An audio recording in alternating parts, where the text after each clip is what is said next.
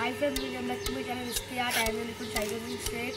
तो आज मैं आपको दिखाने वाला हूँ थैनोस हाइपर रियलिस्टिक। तो ये मेरी पहली हाइपर रियलिस्टिक है। इस चैनल को सब्सक्राइब, लाइक और शेयर ज़रूर करना और कमेंट करके बताना कैसे। चलिए स्टार्ट करती है हमारी हाइपर रियलिस्टिक आर्ट थैनोस। देख सकते हो मैंने एक थैनोस का स्केच बना लिया। इसमें स्टार्ट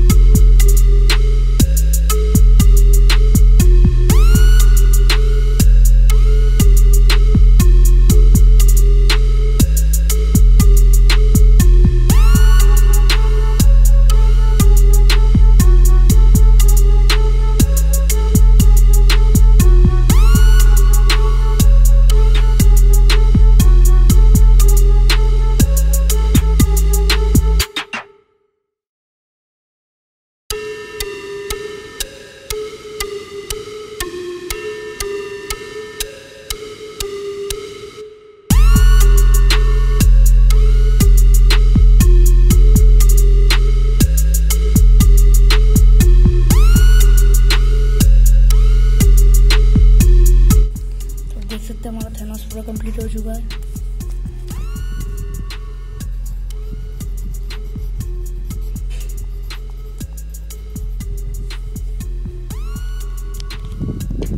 अगर ये ड्राइंग आपको बहुत अच्छी लगी तो लाइक सब्सक्राइब शेयर जरूर करना और बेल आइकन दबाना।